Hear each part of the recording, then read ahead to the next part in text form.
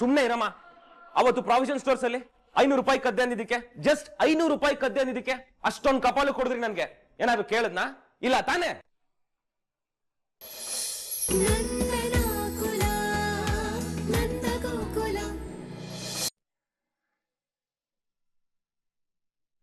ನೋಡಿ, ಮನೇಲೆಲ್ಲರೂ ನಿಮ್ಗೋಸ್ಕರ ಕಾಯ್ತಾ ಇದ್ದಾರೆ. ಬನ್ರಿ ಮನೆಗೆ ಹೋಗೋಣ.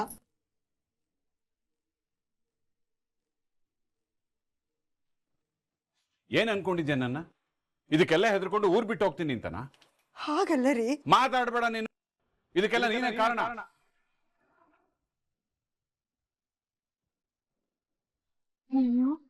ಏನಿದು ಅಂದ್ರೆ ಇವ್ರಿಗೆಲ್ಲ ಗೊತ್ತಾಗೋಯ್ತಾ? ನಾನು ಹೌದು, ನೀನೇ. ನನ್ ಮಕ್ಕಳು ದಾರಿ ತಪ್ಪಾರ್ದು ಅಂತ ಕಟ್ನಿಟ್ಟಾಗಿ ಬೆಳ್ಸಕ್, ಅದರಲ್ಲೂ ಆ ವಲ್ಲಭ ಕತ್ತೆ ಬಡವ ಯಾವಾಗ್ಲೂ ಅಧಿಕ ಪ್ರಸಂಗ ಮಾಡೋನು. ಅದಕ್ಕೆ ಅವನ ವಿಚಾರದಲ್ಲಿ ಇನ್ನೂ ಕಟ್ನಿಟ್ಟಾಗಿದ್ದೆ ನಾನು. ಆದ್ರೆ ನೀನು ಅವನ್ನ ಮುದ್ದು ಮಾಡಿ ಅವನ್ನ ಬೈಬೇಡಿ ಅಂತ ನನ್ನನ್ನು ತಡೆದು ಅವನು ಹಾಳಾಗೋಗ್ ಮಾಡ್ದೇನೆ. ತಾನೇನ್ ಮಾಡಿದ್ರು ಅಪ್ಪ ಬೈತಾರೆ, 4 ದಿನ ಸಿಟ್ಟು ಮಾಡ್ಕೋತಾರೆ, ಆಮೇಲೆ ಅಮ್ಮ ಅಪ್ಪನ ಸಮಾಧಾನ ಮಾಡ್ರೆ ಅಂತ ಅವನು ಗೊತ್ತು. ಹೇಳು, ಇದಕ್ಕೆಲ್ಲ ಯಾರ ಕಾರಣ? ನೀನೇ ತಾನೆ? ಆಯ್ತು ರೀ, ನನ್ನಿಂದ ತಪ್ಪಾಗೋಗಿದೆ. ಈಗ ಬನ್ನಿ ಮನೆಗೆ ಹೋಗೋಣ. ಬರಲ್ಲ. ಎಲ್ಲಿ ಬೆಲೆ ಇಲ್ವೋ ನಾನು ಅಲ್ಲಿ ಇರಲ್ಲ. ಹಾಗೆಲ್ಲ ಹೇಳ್ಬೇಡಿಪ್ಪ, ಪ್ಲೀಸ್ ಬನ್ನಿಪ್ಪ. ಹೌದು, ನೀವಿಲ್ದೆ ನಾವಿಲ್ಲ ಬಾಬಾ, ಬಂದ್ಬಿಡಿ. ಬರಲ್ಲ ಅಂದ್ರೆ ಬರಲ್ಲ ಅಷ್ಟೇ. ಸುಮ್ನೆ ಹೊಟ್ಟೋಗಿ ಇಲ್ಲಿಂದ. ನಂದ, ಏನು ಇದು? ಗಿರಿಜನ ತರಾನೇ ಅಲ್ವೇನೋ? ವಲ್ಲಭ ಮದುವೆ ಆಗಿರೋದು ನೀನು ಹೇಗೆ ಆಘಾತ ಆಗಿದೆಯೋ ಗಿರಿಜಂಗೂ ಅಷ್ಟೇ ಆಘಾತ ಆಗಿದೆ ಅಲ್ಲೇನೋ? ಅವಳಿಗೇನಿದೆಲ್ಲ ಗೊತ್ತಿತ್ತ? ಅದರಲ್ಲೂ ಹೆತ್ಕರಳು ಅದೆಷ್ಟು ಸಂಕಟ ಪಟ್ಟಿರ್ತಾಳೋ ಏನೋ. ಆದ್ರೂ ನಿನ್ನನ್ನು ಸಮಾಧಾನ ಮಾಡಿ ಮನೆಗೆ ಕರ್ಕೊಂಡು ಹೋಗೋಕೆ ಇಲ್ಲಿ ತನಕ ಬಂದಿದ್ದಾಳೆ. ಅವಳನ್ನ ನೋಯಿಸ್ಬೇಡ ನಂದ. ಈ ಸಮಯದಲ್ಲಿ ನೀನು ಜೊತೆ ನಿಂತು ಅವಳಿಗೆ ಸಾಂತ್ವನ ಹೇಳಬೇಕು. ಹೊರಡು ಮನೆಗೆ, ಇರೋದು ಹೊರಡು.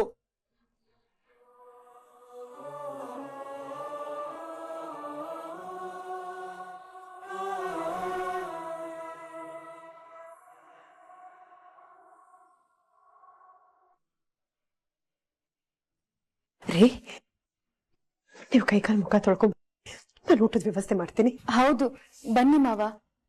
ನಂಗೆ ಊಟ ಬೇಡ.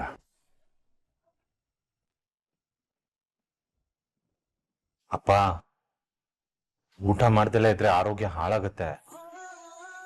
ಹೌದು ಮಾವ, ಮತ್ತೆ ಲೋ ಶುಗರ್ ಆಗ್ಬಹುದು. ಬನ್ನಿ. ದಯವಿಟ್ಟು ಹಾಗೆಲ್ಲ ಮಾತಾಡ್ಬೇಡಿ. ಒಂದೇ ಒಂದು ತುತ್ತು ಊಟ ಮಾಡಿ ಬನ್ರಿ. ಒಂದ್ ತುತ್ತ? ಎದುರುಗಡೆ ಮನೆಯವ್ರು ಮಾಡಿರೋ ಅವಮಾನ, ನಿನ್ನ ಮಗ ಕೊಟ್ಟಿರೋ ಬಹುಮಾನ, ಇದು ಎಲ್ಲದ್ರಿಂದ ಅಜೀರ್ಣ ಅವಶ್ಯಕತೆ ತುಂಬಿದೆ ಗಿರ್ಜ. ಮಾಧವ, ಒಂದ್ ಕೆಲ್ಸ ಹೇಳ್ತೀನಿ, ಮಾಡ್ತೀಯ? ಅದೇನ್ ದಯವಿಟ್ಟು ಮನೆ ಮುಂದೆ ಹಾಕಿರೋ ಆ ನಂದಗೋಕುಲ ಬೋರ್ಡನ್ನ ಕಿತ್ತು ಬಿಸಾಕ್ಬಿಡ. ಸಂಬಂಧನೇ ಇಲ್ಲದೆ ಇರೋ ಹಾಗೆ ಆ ಹೆಸರನ್ನ ಈ ಮನೆಗೆ ಇಟ್ಟಿದ್ದೀನಿ ನಾನು. ತಟ್ಟಂತರ ಸಂತೋಷ ತುಂಬಿಕೊಂಡಿರೋ ಮನೆಗೆ ಕಣೋ ನಂದಗೋಕುಲ ಅಂತ ಕರೆಯೋದು. ಆದ್ರೆ ಇಲ್ಲಿ ಒಬ್ರಾದ್ಮೇಲೊಬ್ರು ನನ್ನ ಗಿರ್ಜನ್ ಮನ್ಸನ್ನ ನೋವಿಸ್ತಾನೆ ಇದಿರಲ್ಲೋ. ಇದಿನ್ನು ನಂದಗೋಕುಲ ಆಗಕ್ಕೆ ಹೇಗೋ ಸಾಧ್ಯ?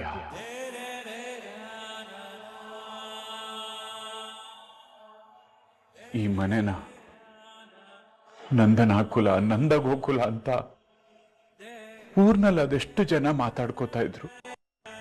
ಆದ್ರೆ ಅವ್ರಿಗೆ ಗೊತ್ತೇ ಇಲ್ಲ ಕಣ್ರು, ಇದು ನಂದನ ಅಸ್ತಿತ್ವನೇ ಇಲ್ಲದೆ ಇರೋ ನಂದಗೋಕುಲ ಅಂತ. ಗಿರ್ಜಾ, ಎಲ್ರಿಗೂ ಊಟ ಮಾಡಕ್ ಹೇಳು. ಈಗಾಗಿರೋ ದಿಢೀರ್ ಮದುವೆ ಸಂಭ್ರಮನ ಆಚರಿಸಕ್ ಹೇಳು. ನನ್ ಪಾಡಗ್ ನನ್ ಬಿಟ್ಬಿಡು ಗಿರ್ಜಾ. ಹೇಳ್ರಿ.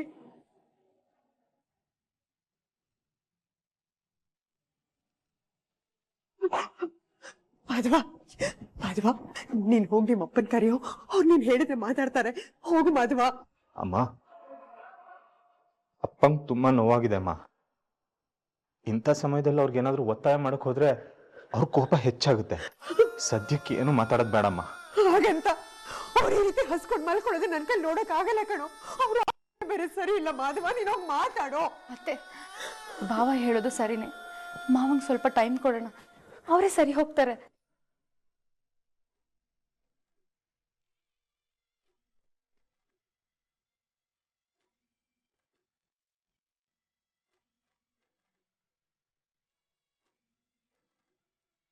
ಸಂತೋಷ ತುಂಬಿಕೊಂಡಿರೋ ಮನೆಗೆ ನಂದ ಗೋಕುಲ ಅಂತ ಕರೆಯೋದು.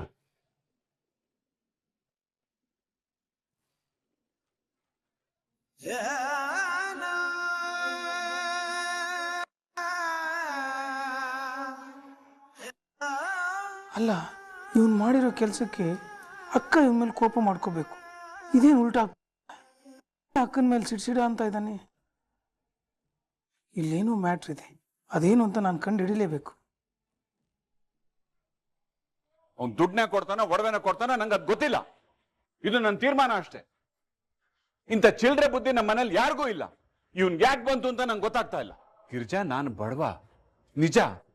ಇವ್ರು ಕೇಳಿದ್ನೆಲ್ಲ ನಾನು ಕೊಡಿಸದೇ ಇರ್ಬೋದು, ಕೇಳ್ದಾಗೆಲ್ಲ ದುಡ್ಡು ಕೊಡದೇ ಇರ್ಬೋದು. ಆದ್ರೆ ಸ್ವಾಭಿಮಾನದಿಂದ ಬದುಕಬೇಕು ಅಂತ ಹೇಳ್ಕೊಟ್ಟಿದ್ ಪಾಠ ಮರ್ತೋಯ್ತಾ ಗಿರ್ಜಾ?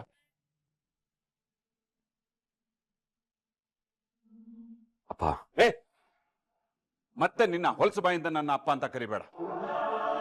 ನಿನ್ನ ಹತ್ರ ಮಾತಾಡಕ್ಕೂ ಇಷ್ಟ ಇಲ್ಲದೆ ನಿಮ್ಮ ಅಮ್ಮನ ಕರೆಸಿ ನಿಂಗೆ ವಿಷಯ ಮುಟ್ಟಿಸ್ತಾ ಇದ್ದೀನಿ. ಬಂದ್ಬಿಟ್ಟು ಅಪ್ಪ ಅಂತೆ ಅಪ್ಪ. ಈ ಕೆಲಸ ಎಲ್ಲ ಮಾಡ್ಬೇಕಾದ್ರೆ ನಿಂಗೆ ಈಗ ಅಪ್ಪ ನೆನಪಾಗ್ಲಿಲ್ವಾ? ಕಷ್ಟ ಬಂದಾಗ ಯಾರ ಹತ್ರನು ಕೈ ಚಾಚಿ ದುಡ್ಡು ಕೇಳಿಲ್ಲ ನಾನು. ಅಂತ ನನ್ನ ಬೀದಿಲಿ ನಿಲ್ಸಿ ದುಡ್ಡಿಗೆ ಆಸೆ ಪಡೋನು ಅಂತ ಅವ್ರ ಹತ್ರ ಹೇಳ್ಸಿದ್ಯಲ್ಲ, ನಿನ್ಗೇನು ಅನ್ಸೋದಿಲ್ವೇನೋ?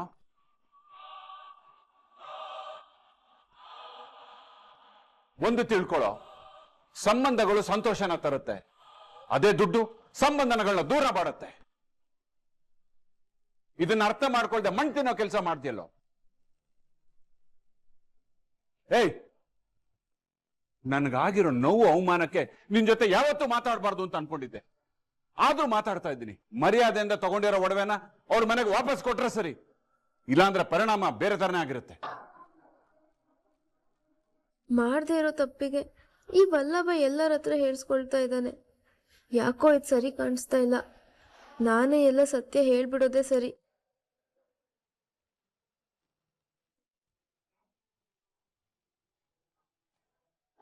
ಅದೇಂದ್ರೆ ಆ ಒಡವೆಗಳು ಆಗಲ್ಲ.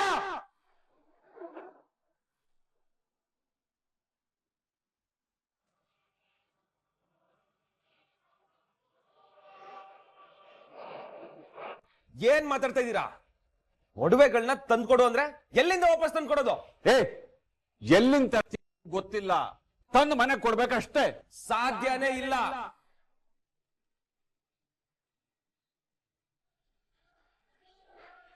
ನಾನು ಅದನ್ನೇ ಕಣೋ ಕೇಳ್ತಾ ಇರೋದು. ಯಾಕೆ ಸಾಧ್ಯ ಇಲ್ಲ? ಸಾಲ ಮಾಡಿದ್ಯಾ? ಏನೋ ಇತ್ತು, ಏನೇನಿಗೆ ಖರ್ಚು ಮಾಡ್ಕೊಂಡೇನ ಅದನ್ನ ಏನ್ ಚೀಟಿಲ್ ಬರ್ದಿಡ್ಕೊಂಡಿರ್ತೀನ? ಅಷ್ಟಕ್ಕೂ ನಿಮ್ಗೆ ಲೆಕ್ಕ ಕೊಡಕ್ಕೆ ನಾನೇನ್ ರಕ್ಷಾ ಅಲ್ವಲ್ಲ.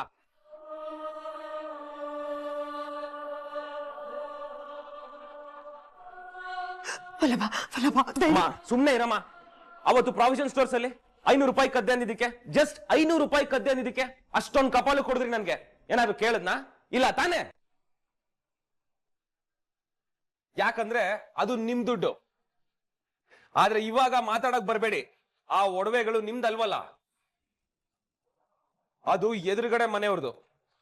ಆ ಮನೆಯವ್ರ ಹುಡುಗಿನ ನಾನ್ ಮದ್ವೆ ಆಗಿದ್ದೀನಿ ಅಂದ್ರೆ ಅದು ನಂದು.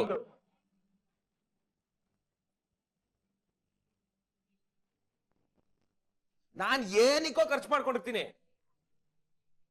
ಅದೆಲ್ಲ ಹೇಳ್ಬೇಕು ಅಂತ ರೂಲ್ಸ್ ಇದೆಯಾ? ಹೇಳಲ್ಲ ಅಂದ್ರೆ ಹೇಳಲ್ಲ.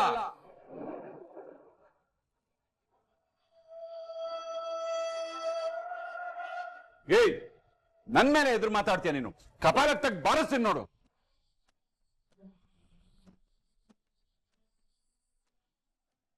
ನಾನ್ ನಿನ್ನಪ್ಪ ಕಣೋ, ಮರ್ಯಾದೆ ಇಲ್ದೆ ಮಾತಾಡ.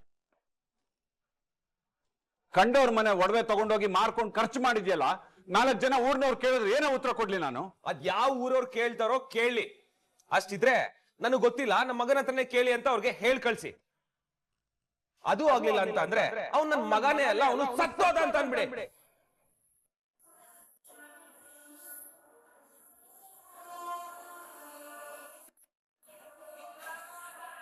ಅಲ್ಲಿಗೆ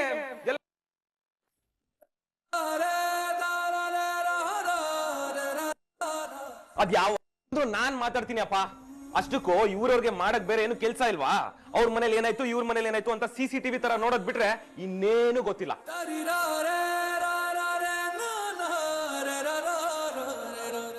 ನಾವು ನಮಗೋಸ್ಕರ ಬದುಕ್ಬೇಕೇ ಹೊರ್ತು ಕಂಡೋರ್ಗೋಸ್ಕರ ಅಲ್ಲ. ನೀವೆಲ್ಲ ಅದನ್ನ ಅರ್ಥ ಮಾಡ್ಕೊಂಡ್ರೆ ಒಳ್ಳೇದು. ಅಪ್ಪ ಪ್ಲೀಸ್, ದಯವಿಟ್ಟು ನಿಮ್ಗೆ ಕೈ ಮುಗಿದು ಕೇಳ್ಕೊಳ್ತಾ ಇದೀನಿ, ಈ ಒಡವೆ ವಿಷಯವಾಗಿ ಮತ್ತೆ ನನ್ನ ಹತ್ರ ಮಾತಾಡಕ್ ಬರಬೇಡಿ. ಯಾಕೆಂದ್ರೆ ಅದನ್ನ ವಾಪಸ್ ಕೊಡೋ ಮನಸ್ಥಿತಿ ನಾನಿಲ್ಲ, ಅದು ಬರೋದು ಇಲ್ಲ.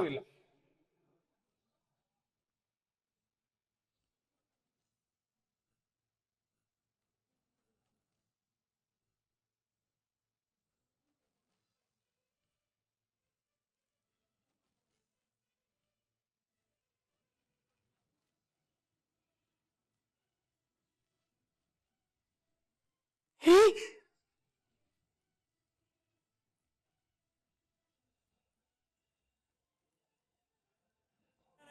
ರೀ, ದಯವಿಟ್ಟು ಬೇಜಾರು ಮಾಡ್ಕೋಬೇಡ್ರಿ.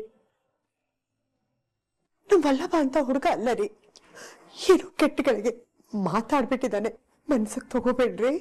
ಅಲ್ಲ ಗಿರಿಜಾ, ನಾನೇನ್ ಕೇಳಬಾರ್ದನ್ ಕೇಳದ್ನ? ತಪ್ಪು ಕೇಳದ್ನ? ನನ್ ಮೇಲೆ ಯಾಕೆಷ್ಟು ಕೂಗಾಡ್ದವನು?